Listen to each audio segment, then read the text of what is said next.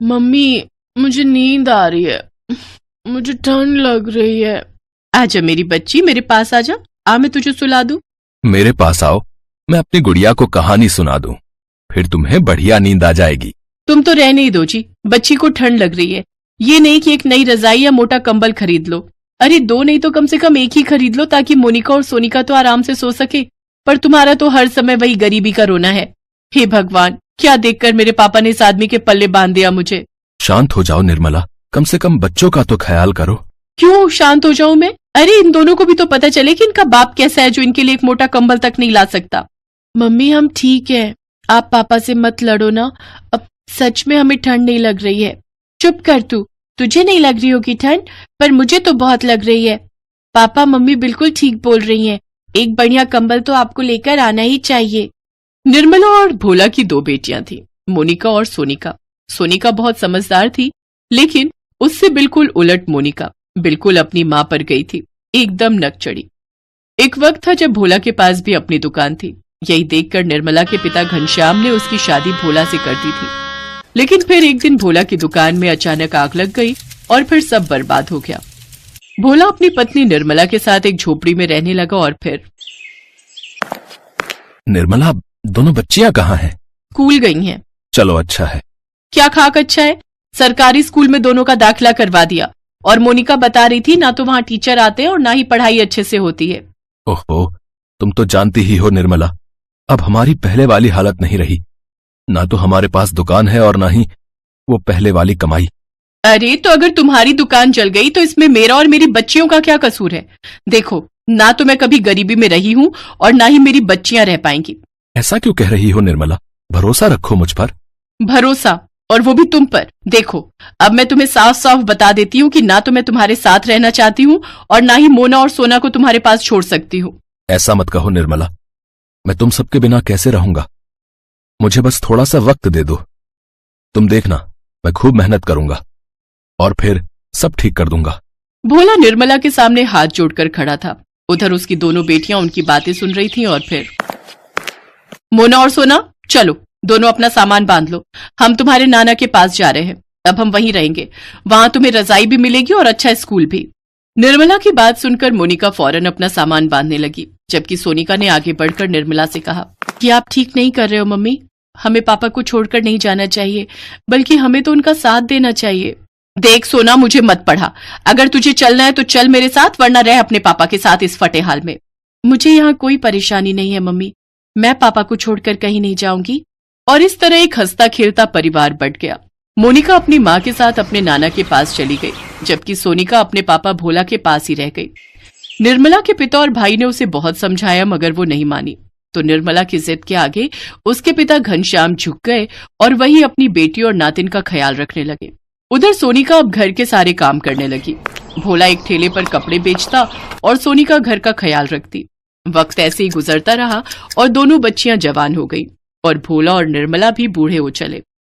फिर एक दिन, हेलो मोना, जल्दी से घर आजा बेटा, तेरे नाना वो नहीं रहे। क्या? मैं बस अभी आ रही हूँ माँ। निर्मला के पिता की मौत हो चुकी थी। एक वही थे जो अब तक निर्मला और मोनिका का सारा खर्चा उठा रहे थे। मगर घनश्याम के जाने के बाद निर्मला को इस बात की चिंता सताने लगी कि अब उसका और उसकी बेटी मोनिका का क्या होगा, क्योंकि निर्मला का भाई विमल तो शुरू से ही नहीं चाहता था कि वो दोनों उसके घर में रहे। और फिर घनश्याम की मौत के ठीक 10 दिनों के बाद, देखो निर्मला, अब पापा नहीं रहे तो अब मैं इस मकान को बेच दूंगा। बेच दोगे? तो फिर हम सब कहाँ रहेंगे भैया? अब मैंने शहर में एक फ्लैट देखा है, निम्मी और विशाल मेरे साथ वहीं रहेंगे और तुम अपना खुद देख लो। अपना देख लो मतलब? हम कहाँ जाएंगे भैया? वो मुझे नहीं पता, पापा ने लिया था तुम्हारा ठेका, पर मैंने नहीं लिया, समझी ना। उस शाम कुछ लोग आए और उस मकान की डील करके चले गए। विमल ने निर्मला और मोनिका को घर से निकाल दिया। एक तो भाई का धोखा और ऊपर से कड़कड़ाती ठंड। विमल ने उन्हें घर से एक कंबल तक नहीं ले जाने दिया। अचानक से निर्मला और मोनिका बेघर और गरीब हो गए। वो किसी तरह पैदल चलकर एक पार्क के पास गई और वहां कुछ लकड़ियां इकट्ठा करने लगी ताकि उन्हें जलाकर कुछ गर्मी ले सके, लेकिन इतना काफी नहीं था। माँ, बहुत ठंड लग रही है। हाँ, पर हम क्या करें, ना तो हमारे पास कंबल है और ना ही पैसे। ऐसे तो हम मर जाएंगे माँ, अब क्यों ना हम पापा के पास चले? नहीं, उससे तो अच्छा है कि हम यही मर जाएं। अब ना तो वो हमें अपनाएंगे और ना ही हम उनका सामना कर पाएंगे। नहीं माँ, पापा ऐसे नहीं है। तुम एक बार चुप हो जा और चुपचाप सो जा, समझी? सुबह होते ही दोनों को खाने की चिंता सताने लगी। दोनों दुकानों पर जा जाकर भीख मांगने लगी और फिर एक दुकान पर। कोई है? कुछ खाने को मिलेगा क्या? हमने कल से कुछ नहीं खाया है। ये किस्मत का फेर ही था कि वो दुकान भोला की थी। निर्मला की आवाज सुनते ही दुकान में बैठी सोनिका ने फौरन जाकर अपनी माँ को गले से लगा लिया। निर्मला भी उसे तुरंत पहचान गई। ये वही सोनिका थी जिसे वो गरीबी में भोला के पास छोड़कर चली गई थी। लेकिन किस्मत देखो, आज सोनिका उससे ज्यादा अमीर भी लग रही थी और खुश भी। तभी पीछे से एक आवाज आई। सोना, क्या हुआ बेटी? कौन आया है? पापा देखो ना, मम्मी और मोना आए हैं। भोला को देखते ही निर्मला और मोनिका उसके पैरों में गिर गए और माफी मांगने लगे। तब भोला ने उन्हें उठाया और कहा, निर्मला, लेकिन ये क्या हाल बना रखा है तुमने? मुझे माफ कर दो जी, मुझसे बहुत बड़ी गलती हो गई। थोड़ी ही देर बाद भोला अपनी कार से उन तीनों को लेकर अपने घर गया। रात हो चुकी थी तो पूरे परिवार ने साथ में खाना खाया और फिर जब रात में मोनिका अपने कमरे में बढ़िया सा कंबल ओढ़कर बैठी थी तब उसकी आंखों में आंसू थे। चिंता मत करो, सब ठीक हो जाएगा। एक बात पूछूं, उस दिन तुम हमारे साथ क्यों नहीं आई थी? इसलिए क्योंकि मैं अपने पापा के साथ खड़ी थी और तुम लालच के साथ। लेकिन कोई बात नहीं, अब सब ठीक है। अब कोई अमीर नहीं और कोई गरीब नहीं, हम खुश हैं, ये सबसे बड़ी बात है। कड़कड़ाती सर्दी पड़ रही थी। अभी शाम के लगभग 6 बजे थे। विपुल अपने दोस्तों के साथ सिनेमा हॉल से बाहर निकला। क्या हुआ विपुल, रुक क्यों गए? अरे यार, जूतों में मिट्टी लग गई है। आज जरा वो सामने पॉलिश वाला बैठा है, उससे जूते पॉलिश करवा लेता हूँ। ए पॉलिश वाले, मेरे जूतों पर मिट्टी लग गई है, जरा अच्छे से चमका देना। लाओ बेटा, मैं अच्छे से पॉलिश कर दूंगा। एक सेकंड, ये बेटा किसे बोला है? तुम जूते चप्पल ठीक करने वाले भी रिश्तेदार बनकर ज्यादा पैसे ऐंठने की सोचते हो। जल्दी से पॉलिश कर दो। वैसे यार रोहित, सामने गर्मा गर्म भुट्टे का ठेला देखकर मुंह में पानी आ रहा है यार। ये कड़ाके की सर्दियों का अलग ही मजा है ना। बढ़िया बढ़िया स्वेटर और जैकेट पहनो। सर्दियों में खाने पीने की गर्म गर्म चीजों का आनंद ही कुछ और है। जा जरा ठेले वाले से 2 गर्म गर्म भुट्टे लेकर आ जा। ये जूते पॉलिश हो गए हैं। तुम लोग जितना मर्जी कमा लो, रहोगे भिखारी ही। ठंड लगती रहेगी पर अपने लिए एक स्वेटर नहीं खरीदोगे। यही फटी चादर लपेटे फुटपाथ पर ही पड़े रहते हो। लाओ जूते दो, ये लो 5 रुपए। 5 रुपए? पर इन जूते पॉलिश के तो 20 रुपए हुए। आपने डबल पॉलिश लगाने को बोला था। दिमाग खराब है क्या है? 20 रुपए?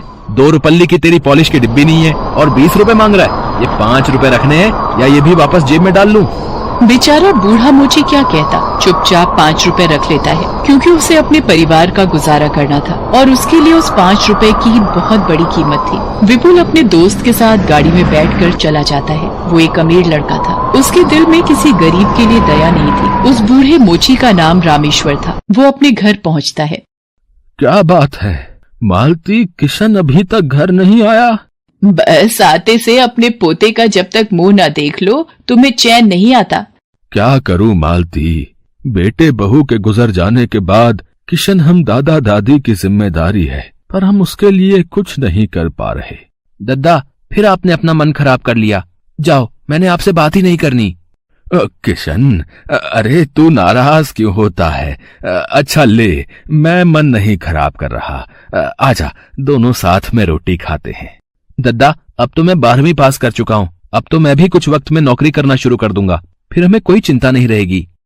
बस तू पढ़ लिख जाए और तू जीवन में कुछ बन जाए, हमारी तो यही इच्छा है बेटे। दद्दा, मैंने वो ओबीसी का फॉर्म जमा किया था ना, उसके आधार पर मुझे एक कॉलेज में दाखिला मिल गया है।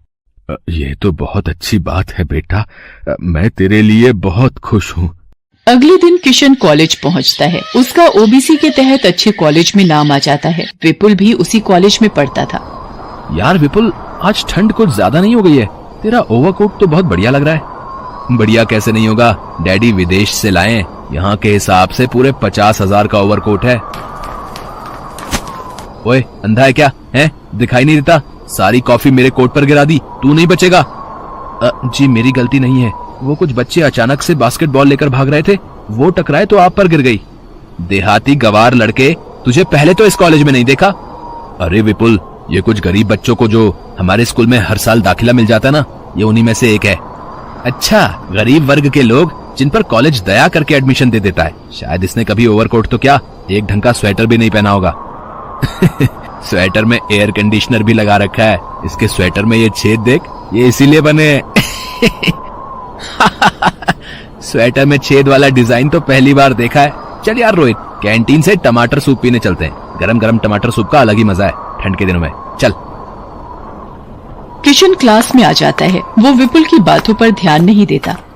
एक दिन किशन कॉलेज से घर की ओर जा रहा था, तभी उसने देखा विपुल किसी लड़के की पिटाई कर रहा है। तेरी हिम्मत कैसे हुई अपना अमरूद का ठेला मेरी गाड़ी के आगे से निकालने की? तुझे पता है मैं कौन हूँ? मेरे डैडी एक जाने माने बिजनेसमैन है। अगर मैं चाहूँ तो तेरी रोजी रोटी अभी बंद करवा सकता हूँ, फिर भूखा मरना। भैया, वो सड़क पर जाम है, इसलिए ऑटो वाला तेजी से निकल रहा था आगे। मैं तो बस उसे जगह दे रहा था। मैंने जानबूझकर आपकी गाड़ी के आगे ठेला नहीं किया। एक तो गलती करता है?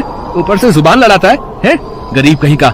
बात तो तुझसे हो नहीं रही, ठंड में ठिठुर रहा है और मेरे सामने खड़ा होगा। पहले मेरे सामने खड़े होने की औकात तो बना ले। विपुल, इसे छोड़ दो। इसकी तरफ से मैं तुमसे माफी मांगता हूँ। बेचारा मजदूर है, इसे चोट लग जाएगी।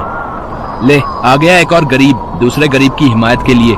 चल रोहित, किसी कॉफी शॉप में चलते हैं, वहाँ गर्मा गर्म कॉफी पियेंगे। सारा मूड खराब कर दिया। तो मेरा अमरूद का ठेला गिरा गया। किसी से उधार पर अमरूद खरीद के लाया था, कैसे भरपाई करूंगा कुछ समझ में नहीं आ रहा। ये तो सारे अमरूद खराब हो गए। आज 1 रुपए की भी कमाई नहीं हुई। मैं क्या करूंगा? बेचारे गरीब ठेले वाले के सारे अमरूदों का नुकसान करके विपुल अपनी राह चला गया। क्या मिला किसी गरीब का नुकसान करके? मैं इस बेचारे के लिए कुछ भी नहीं कर सकता। काश मैं इसकी मदद कर सकता। शुक्रिया भैया, आज आप नहीं होते तो वो मुझे जान से ही मार देता। तुम ठंड से कांप रहे हो, ये स्वेटर पहन लो। किशन अपना स्वेटर ठेले वाले को पहना देता है। किशन गरीबी का दुख जानता था, इसीलिए उसे इस बात का एहसास था। वो उस ठेले वाले की मदद करना तो चाहता था, पर उसके पास खुद ही पैसे नहीं थे। विपुल को जरा सा भी दुख नहीं था कि भरी सर्दी के दिनों में एक गरीब बेचारा पुरानी फटी कमीज पहनकर अपने घर से कमाने के लिए निकला है।